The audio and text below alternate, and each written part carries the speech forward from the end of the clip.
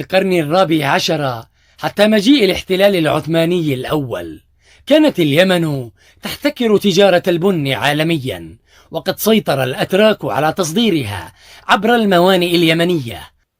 وقد تم شراء أول شحنة من القهوة اليمنية من قبل الهولنديين من ميناء المخا عام 1628، وبعدها زاد الطلب والمنافسة على البن اليمني بين الشركات الفرنسية والبريطانية والهولندية، كما تظهر هذه اللوحة التي حصلنا عليها من الأرشيف الألماني عددا من السفن والمراكز الهولندية والفرنسية بميناء المخا عام 1680.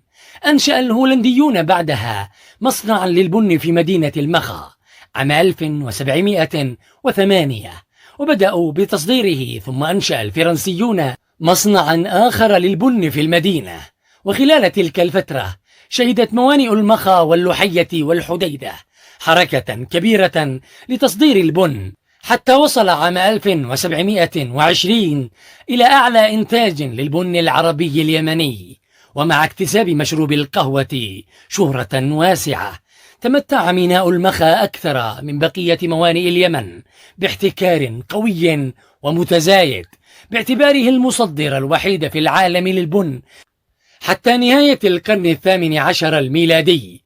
كما تتضح حركة السفن النشطة من وإلى مرفأ المخا من خلال هذه الرسوم النادرة، والتي رسمت في القرن السابع عشر للميلاد في ميناء المخا، ذلك بعدما وصلوا إليه عام 1762 عقب عام ونيف من سفرهم، حين استقلوا سفينة حربية دنماركية في كوبنهاجن متوجهين صوب البلاد العربية عام 1760. كذلك عادوا إلى تهامة وسلكوا طريق السهل بدلا عن الجبل لبلوغ صنعاء، فمروا بالمخا وفيها أقاموا وظلوا فترة وجيزة، غير أن فونهيفن عالم اللغة كان قد أصيب بحمى الملاريا الشديدة قبل وصوله إلى اليمن، وازدادت حالته سوءا فتوفى في المخا. حينها لم يكن أمام أصدقائه في البعثة إلا أن يدفنوه، وكانت هنالك مقبرة للإنجليز والأجانب كما يذكر نيبور فدفنوه فيها، وحدد مكان دفنه بالرقم 7 في خريطة المخا التي قام برسمها.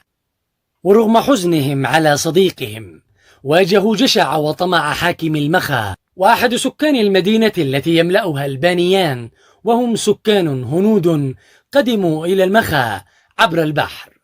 وهكذا يرتدون، كما تظهر هذه اللوحة التي تعود إلى الفترة نفسها. فغادروا المخا صوب تعز، ولكن بعد أن أخذ حاكمها معظم ما بحوزتهم من مال.